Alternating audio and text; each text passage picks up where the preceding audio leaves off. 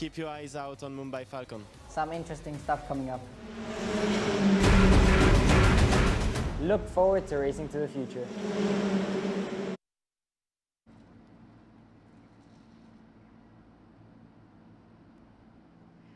Well, good afternoon to all the racing fans who've joined us from all across the world. My name is Ridhima Pathak and we're live from the Dubai Autodrome.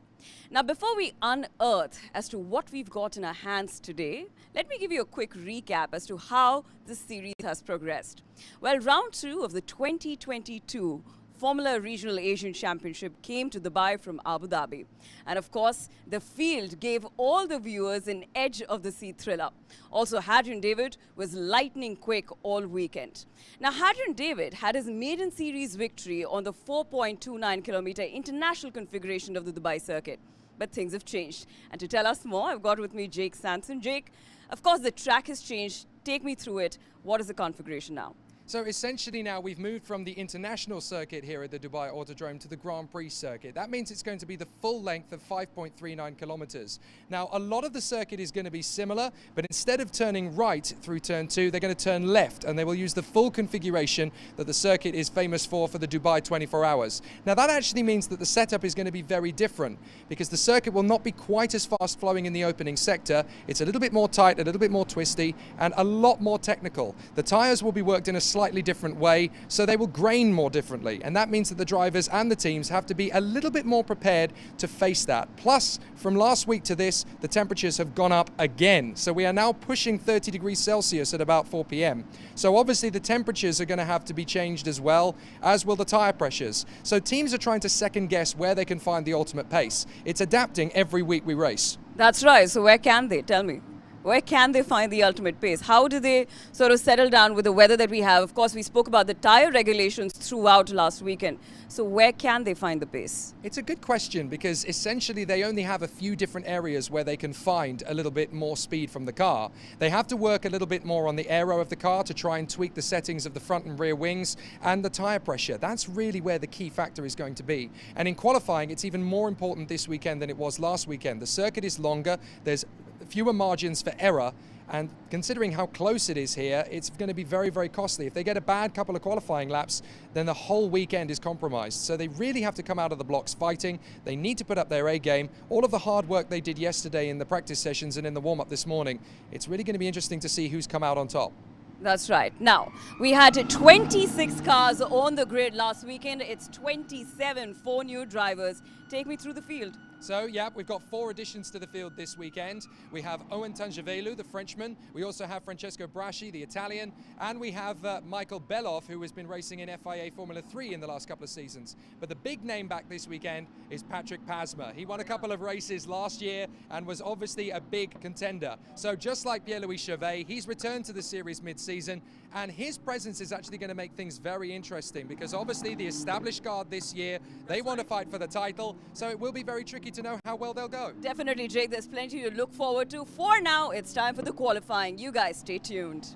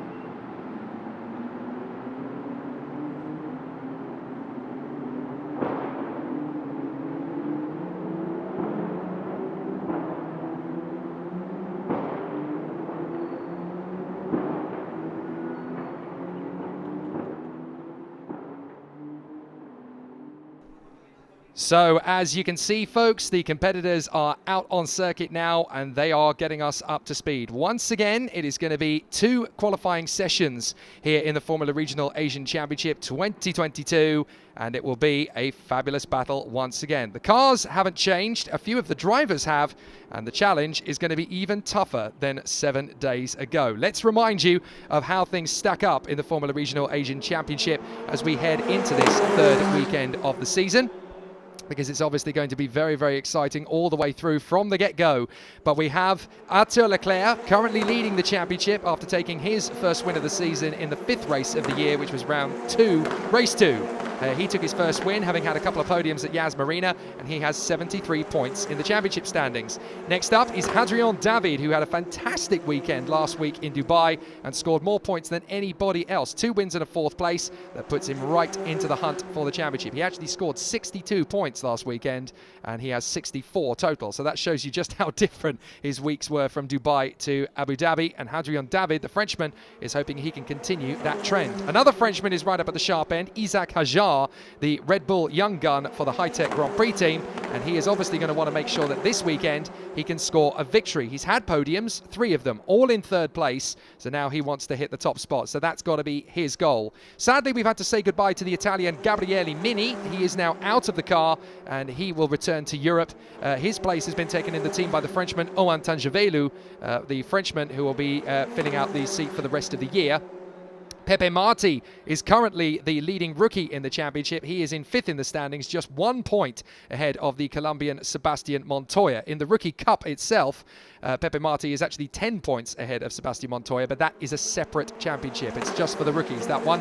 So let's not confuse the issue. Dino Beganovic is 7th in the standings with 48 points after finishing 2nd in race 2, round 2. Gabriel Bortoleto got a win in race 2, round 1 at Yas Marina, and he is 8th in the standings. The other Red Bull young gun, Jack Crawford, is tied with him on points in 8th, although currently it goes to Bortoleto on countback, because Bortoleto has a race win, Crawford does not.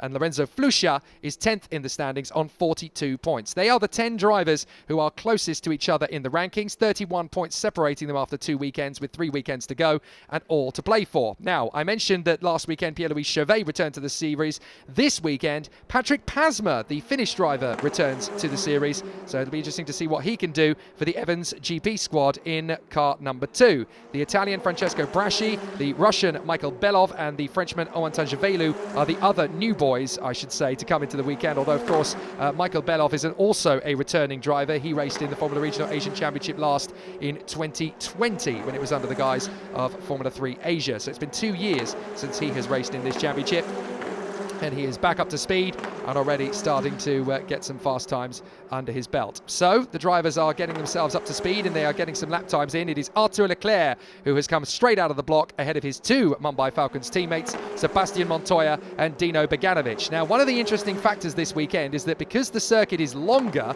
and the temperatures are higher, a lot of the data from last week has had to be taken with a pinch of salt, because essentially now the teams have got to recalibrate and reconfigure the data so that it works in their favour for this particular race weekend. So it is going to be very tricky to see who is going to get the best of it. Hello to all those of you who are watching qualifying. You've tuned in at exactly the right moment.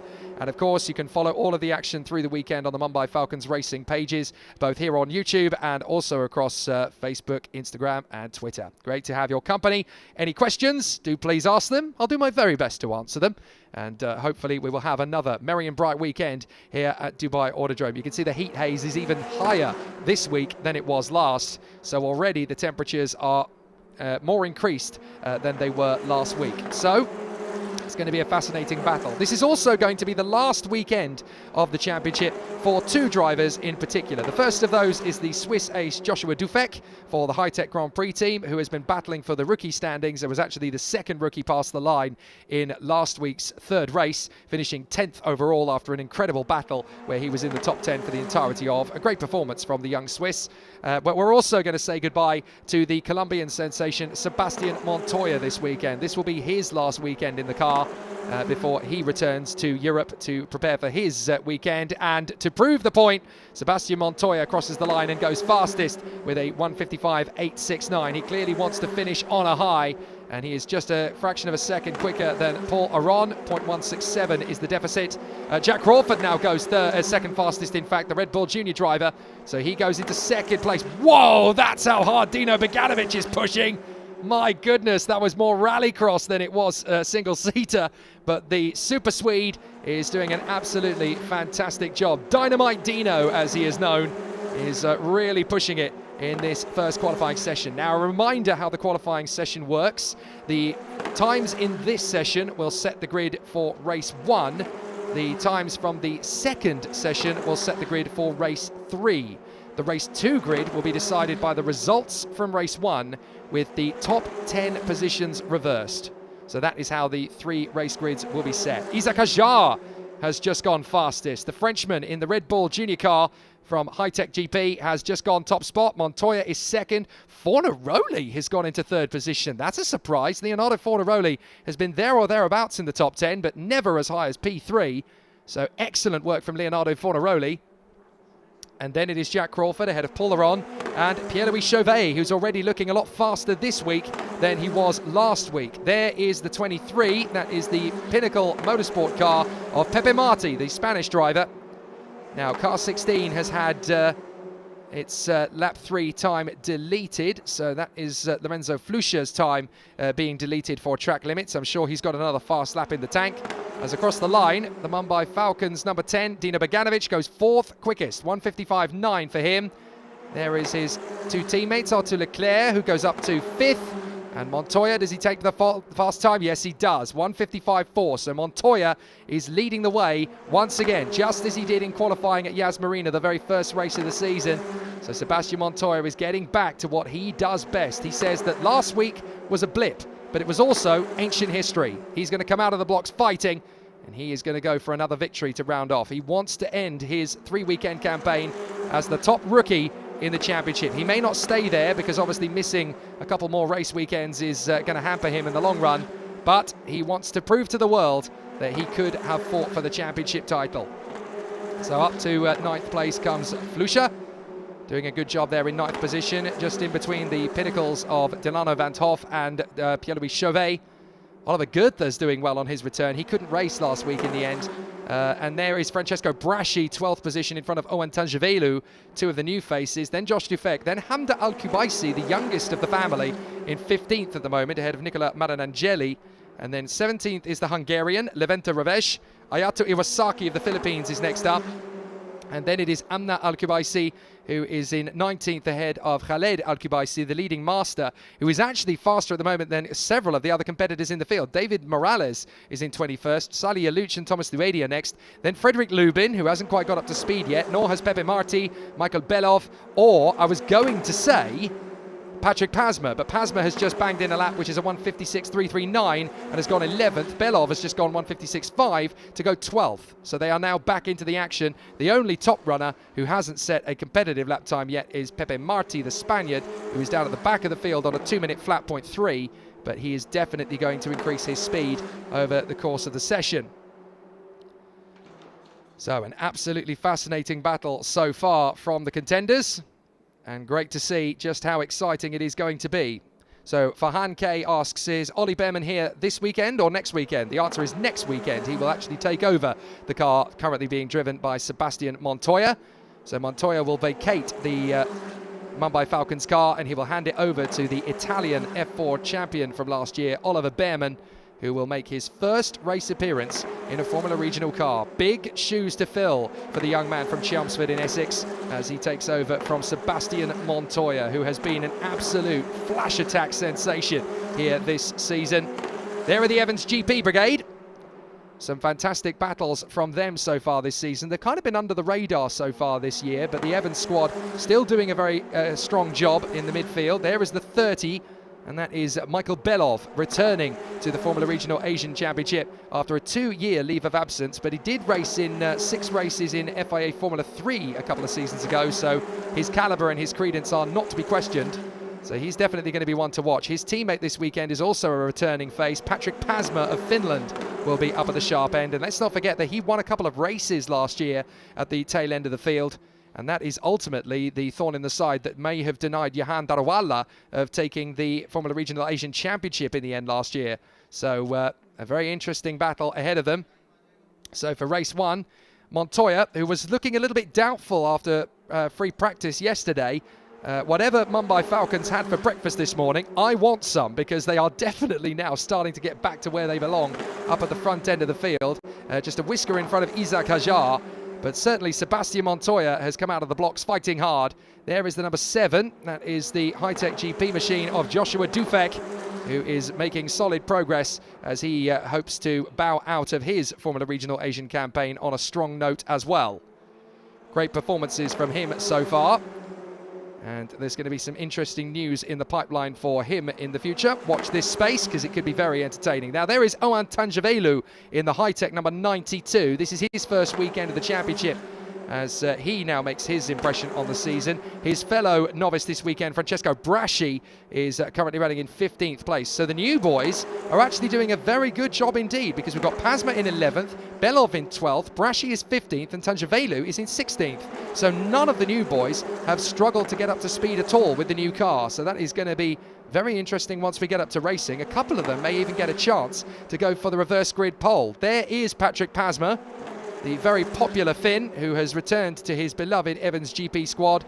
They got on like a house on fire last year, worked very well indeed, and then eventually came up with a couple of victories at Yas Marina at the end of the season. So watch out for Patrick Pasma. He's definitely going to be a contender. He and Chauvet are currently battling over 10th position. If either of them finishes there in race 1, then they'll be looking at pole position for race 2 with the reverse grid positions. So there are the current ranks, and there is the current order. So Sebastian Montoya is on the top spot. Isaac Hajar in second place from Crawford, Fornaroli, Aaron and Beganovic. We're just currently watching the progress of the teams as they are on track completing laps, but several of them are out of position at this point. So it is currently Sebastian Montoya out in front.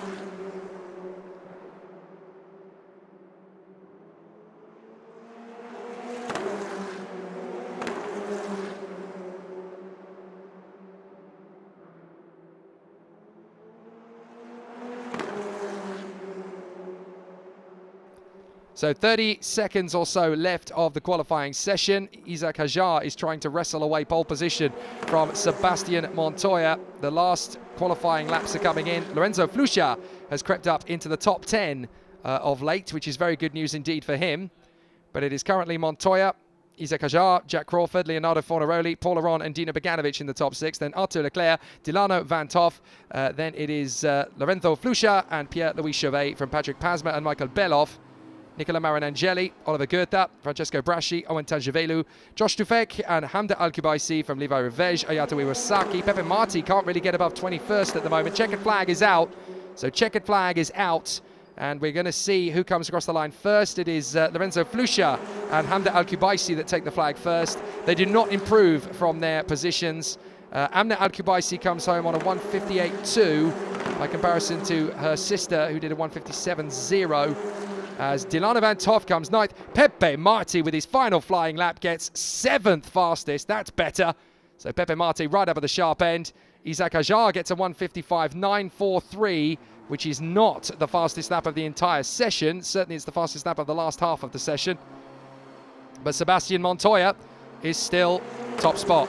Sebastian Montoya is up at the front end of the field. So he is going to be in pole position. There is the aggregate times across qualifying. So Sebastian Montoya is going to be pole in front of Hajar, Crawford and Leonardo Fornaroli. That is a big surprise, but a very pleasant one. He's finally got his act together, it seems, and Leonardo Fornaroli justifiably in 4th position on the starting grid for race 1. He'll be happy with that. Aron will be in 5th, Beganovic will be 6th, then Pepe Marti and Arthur Leclerc from Delano Van Toff and Lorenzo Flusha. Then Pierre-Louis Chauvet, Patrick Pasma, Michael Belov, Nicola Marinangeli, Oliver Goethe and Francesco Braschi. Then Joshua Dufek, Owen Tanjavelu, Hamda Al-Kubaisi and Leventi Revej. The last few drivers will be Ayato Iwasaki, Frederick Lubin, and then it will be the Al-Kubaisi family, Amna in front of Khaled, David Morales, Salih Yalouch and Thomas Luedi. There are the 27 cars, separated by 4.3 seconds. Last minute update, car 18 track limits. At turn 12, the lap has been deleted. That is Francesco Braschi. So Unfortunately, that means potentially his fastest lap time, his fastest 2 lap times, in fact, may well have been deleted. So that's going to drop Francesco Braschi down into 16th place again, I do believe. So that obviously has to be taken into consideration. There is a short break in between sessions, and you can see that the Mumbai Falcons team are already going to work on the cars, changing tyres ready ahead of the session. The object of the tyre regulations this year, of course, meaning that every car has 3 sets of tyres to take them through the entire weekend, starting from free practice. And essentially, all 3 sets of tyres should have had some form of running in them before race 1 begins. Now, not every team chooses to do this. There are some teams, in terms of strategy, that decide to save a fresh set of tyres for the races themselves. But this is a double-edged sword, because yes, you have a fresh set of tyres going into a race, which gives you an advantage compared to your opponents, but you haven't used that fresh set of tyres for one of the qualifying sessions. So what that does mean is that you could compromise your starting position. It's very much harder to get a fast lap on tyres that are not fresh. Although I was speaking to Hamda Al-Kubaisi earlier in the weeks ahead, and she actually said that, interestingly, what she has found with this car, it's not universal across the board, but what she has found with the car is that she actually gets more out of it once the tyres have worn in a bit. She actually gets more speed and more grip from the car once the tyres have actually bedded in a little bit. So it's not exactly an exact science. And different teams and drivers have interpreted it in different ways. But the teams are now going through the motions, setting their cars up, ready for Q2.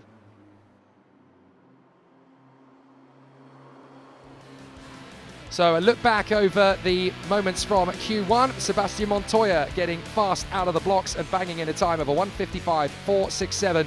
0.3 of a second ahead of the Red Bull Junior Isaac Hajar and his fellow Red Bull young gun Jack Crawford, although they are of course racing in 2 different teams. But Sebastian Montoya fresh out of the blocks, his teammate Dino Beganovic pushing hard, but he couldn't quite beat Leonardo Fornaroli and Paul Aron. They are in the top 6. A very interesting battle from them. Pepe Marti fighting his way back to P7. Arthur Leclerc, championship leader, managing to get 8th fastest time.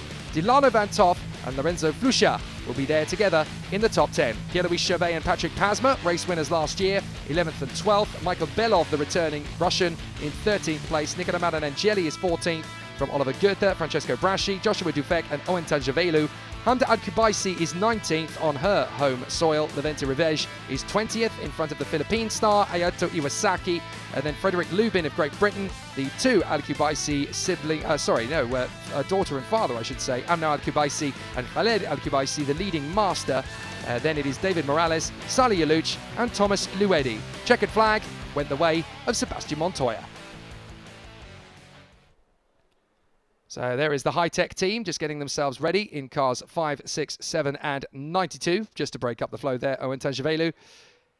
And we can see the Pinnacle Motorsport team getting themselves ready as well. They really have come out of the blocks fighting very well indeed. The Black Arts Racing crew are down there as well, getting themselves up to speed.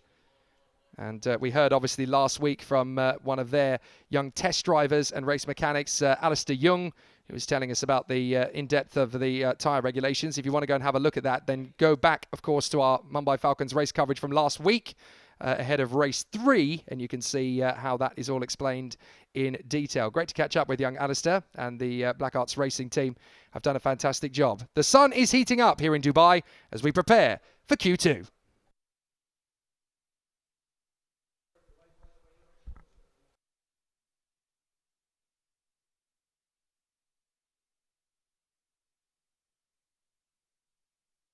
Finish in F4 racing.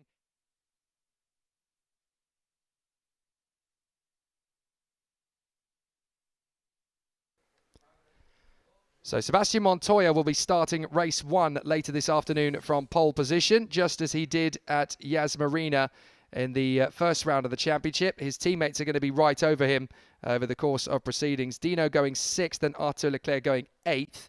The 2 Red Bull young guns in high-tech and Abu Dhabi Racing by Prema, Isaac Hajar and Jack Crawford, are 2nd and 3rd. The big surprise from Q1, though, is Leonardo Fornaroli, the leading driver for high-tech, getting a brilliant lap in 4th place.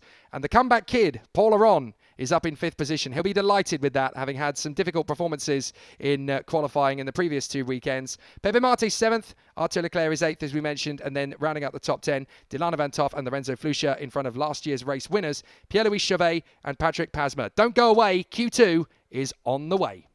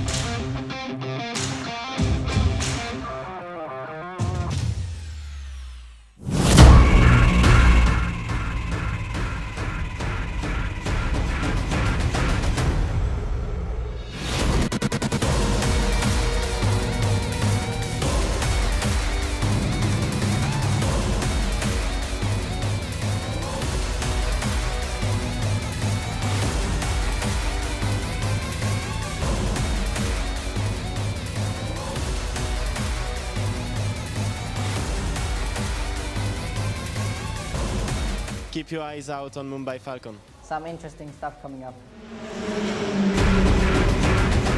Look forward to racing to the future.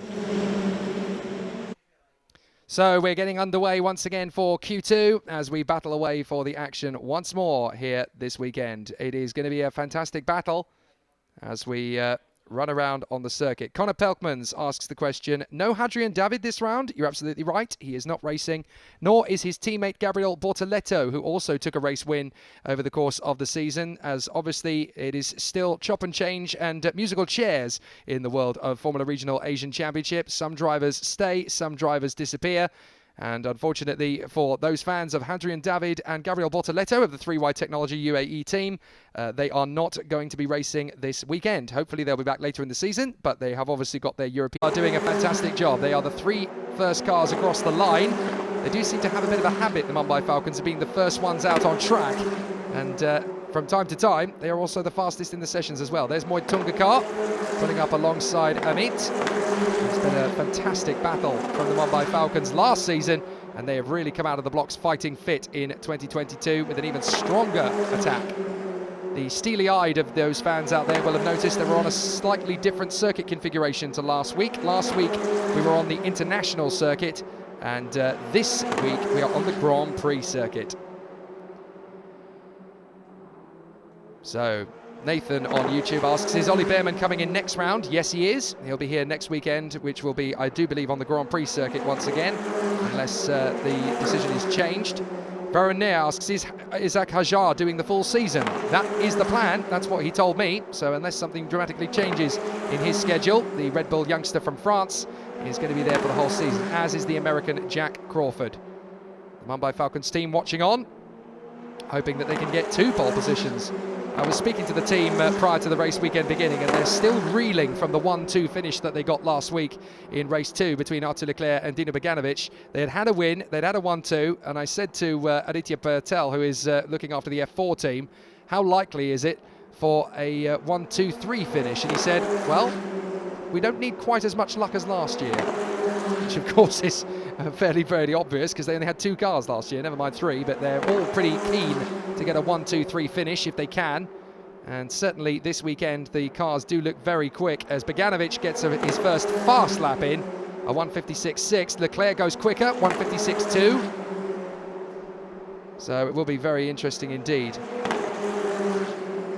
So the contention continues to battle. Jack Monaghan just reminding me that Isaac Hajar's heritage is actually mixed, because he is Franco-Algerian. He is indeed, of course, and he is hoping to become the first African to compete in Grand Prix racing for a very long time indeed.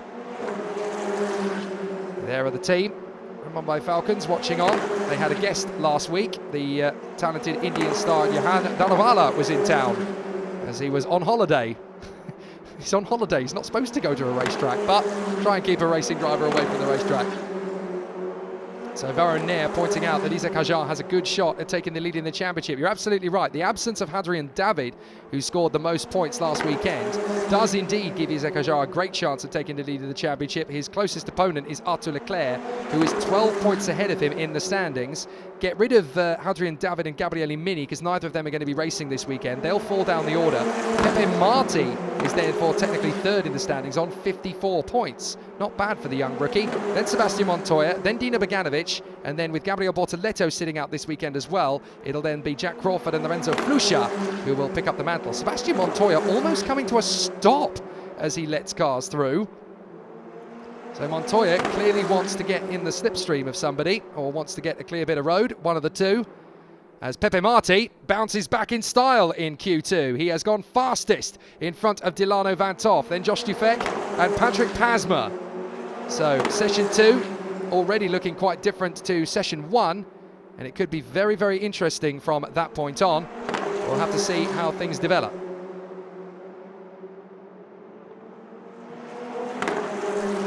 So Pepe Marti in front of Delano Van Toff, and then Joshua Dufek from Artur Leclerc, Patrick Pasma and Leonardo Fornaroli. Sebastian Montoya is 7th in front of Michael Belov, and then Pierre-Louis Chauvet. Paul Aron has just popped into 10th place in front of Dino Beganovic, and then Jack Crawford is 12th provisionally ahead of Lorenzo Flusha, who has just come forward. Nicola Mandanangeli, Hamdou Al-Kubaisi, Owen Tajavelu, and then Oliver Goethe ahead of Isaac Hajar, who has not really put in his fastest time yet. There is the Evans GP car of David Morales just going through, the American star for the Evans GP Academy, trying to find his feet and get the fast time underneath him. So through the drivers come as they continue to find good parts of the circuit to go fast. Delano Van Toff now goes fast. It's the Dutchman for Pinnacle Motorsport. He missed the entirety of the first race weekend.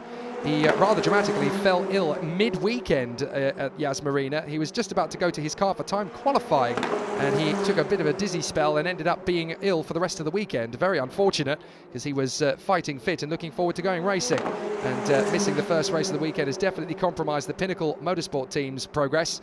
But Delano Van Toff has come straight out of the blocks. He was a race winner in the F4 UAE Championship last year, so he stepped up to Formula Regional Asia in 2022, and he's looking pretty mega already. Pepe Marti, 2nd place so far. Joshua Dufek is doing an amazing job, 3rd place for the Swiss. Suddenly, the high-tech cars have found raw pace again, and Joshua Dufek in particular is making great work of it as the Swiss runs in 3rd place.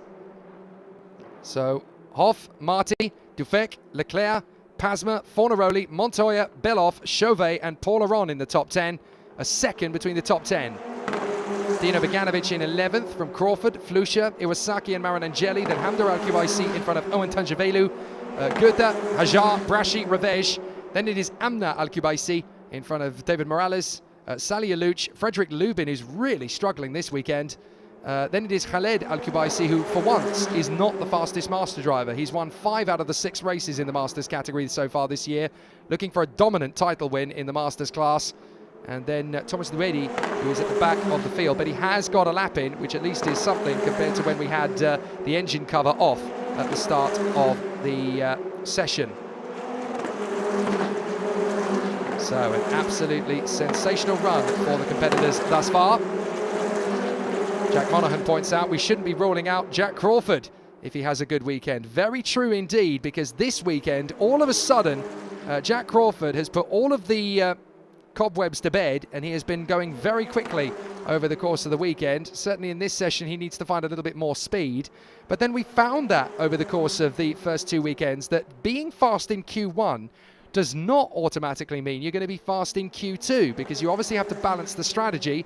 Once the fresh tyres go on, it's not easy to gauge who's going to get the best of it, and it's so close between the drivers in the field that the parity between Q2 and Q1 is very different. So Isaac Hajar has just crept up into 3rd position. That's going to do his championship standings no end of good, because his main rival in the championship, Arthur Leclerc, is behind him in P6. That's one of the things I love about Formula Regional Asia's new tyre regulations for 2022. It really does throw a cat amongst the pigeons. It mixes things up quite a lot. Q1 and Q2 usually has very different results, because you're having to try and figure out when to go on the fresh tyres, when to utilise them, and some drivers will even go on a set of tyres that have got a couple of laps in them already, just to get them a little bit up to speed, because some drivers are finding that you can go faster on a worn set of tyres than you can on a fresh set, which is usually against scientific common sense, but that's the way this car handles. So it's definitely going to be very exciting. 2 minutes to go, and it could well be Delano Van Toff who is on the top spot in qualifying, and that could be for the first time he'll get that opportunity to run from the front. Pepe Marti in 2nd place. Arthur Leclerc has come up to 3rd, though. He has displaced Isaac Hajar. That's good news for the Mumbai Falcons, as Arthur Leclerc has found a fast lap and gone up to 3rd position. Now, I don't think he's going to get another lap in, so that is obviously going to be very important for Arthur. He's found the lap time he needs to go top 3, but I'm not sure he's going to get back to the start-finish straight in time to start another lap. He backed right off the throttle. So Arthur Leclerc has been able to find a 3rd fastest lap time, and that is critical for the young Monegasque, because he really needed a strong lap time here to make it all go according to plan. So Delano Van Toff in front of Pepe Marti, and then Arthur Leclerc, Sebastian Montoya, Isaac Hajar. Joshua Dufek is still in a brilliant 6th place. And then Pierre-Louis Chauvet and Patrick Pasma are in the top 10. Leonardo Fornaroli strong again in 9th. And Lorenzo Flusha is in 10th place. Not a great session for several drivers outside the top 10 so far. Belov is 11th from Paul Aron, and Dino Beganovic way down in 13th. Jack Crawford is 14th at the moment with a few seconds to go. And then Ayata Iwasaki from Nicola Marinangeli and Oliver Gutta. Then Hamdar Al-Kubaisi, Francesco Braschi, Owen Tangevelu, Levente Revej, Frederick Lubin and Amnar Al-Kubaisi from David Morales, Salihamidzic, Khaled Al-Kubaisi and Thomas Luedi. So Salihamidzic is currently looking at being the fastest driver from the Masters, and I'm afraid Arthur Leclerc's lap time for lap 7, which is the last one he's done, is going to be deleted, I do believe, for exceeding track limits at turn 2. So that is not good news for Arthur Leclerc. So once that is corrected, I have a feeling his lap time, apparently it was very similar in pace. So Arthur Leclerc, whilst going quicker, remains in 3rd. Montoya has crept up to 4th place as the checkered flag comes out. So Montoya is now 4th. Hajar is 5th from Dufek. Great job from Joshua Dufek. He's been consistent and getting better and better all the time. And there he is in P6, doing a majestic job of really fighting his corner. But Delano Van Toff, the Flying Dutchman, looks like he's going to be in pole position for this one. Leclerc and Montoya finish up in 3rd and 4th. So it's only Van Toff and Marti, really. Marti has come into the pits as well, so Pepe Marti. And there is Delano Van Toff, pole position in Q2. That means he will start race 3 from pole position. Excellent work from Delano Van Toff. Pepe Marti has done a great run as well. There's Oliver Goethe just finishing up. What can he do? He remains in 17th place. So it will be Delano Van Toff, the Flying Dutchman, from pole position. Alongside him on race 3 grid will be Pepe Marti in front of the Mumbai Falcons cars of Arthur Leclerc and Sebastian Montoya. Then Isaac Hajar will be 5th and Joshua Dufek in brilliant style will be 6th fastest. One final change as Hajar comes across the line. No, he does not improve. Pierre-Louis Chauvet in 7th. Patrick Pasmar in 8th place. Leonardo Fornaroli is 9th and Lorenzo Flusha is in 10th. Ahead of Michael Belov, Paul Aron, Dino Beganovic, Jack Crawford, Ayato Iwasaki, Nicola Marinangeli, Oliver Goether and Hamda Al-Kubaisi.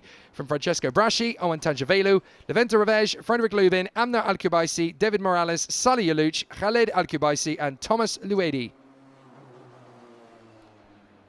So, an absolutely fabulous battle, but pole position goes the way of Delano Van Toff. When we come back, I will be joining Ridimar in the pit lane.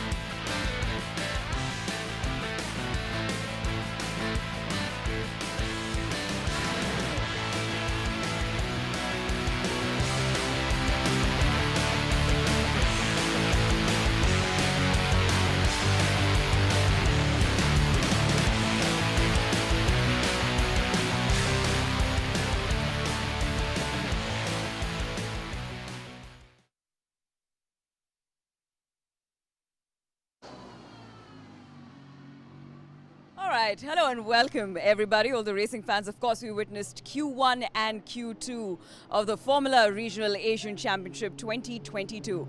It's been an interesting time because the circuits are longer, the weather is hotter. We had Sebastian Montoya taking on pole position from qualifying 1 and qualifying 2. Well, I've got, of course, Jake here to tell me all the details because I was right down. So take me through qualifying 2. Well, Q2 was actually very, very different to Q1. A lot of the drivers that we expected to be at the front have not been able to repeat their same form. Yes, Sebastian Montoya was top 5, but it seems as though you can't really get a consistent lap time from one session to the other. So Delano Van Toff and the Pinnacle boys were able to get up on the front row of the grid. Pepe Marti up there as well, because he left his qualifying lap in Q1 very late, and he only managed to get 7th in Q1. So to be in 2nd place in the second session, it really shows that from one qualifying group to the next, you really don't know what to expect. That's right. Now, for our viewers, if you could just take us through the change in strategy that the drivers have had between the two qualifiers. That's a very good point, because sometimes the teams are finding that if they go on to older tyres, they can actually save themselves a set of tyres for later in the weekend and have a stronger race. And on the Grand Prix circuit here, that could be a winning strategy, because there are more overtaking opportunities here with the Grand Prix circuit, because it's longer.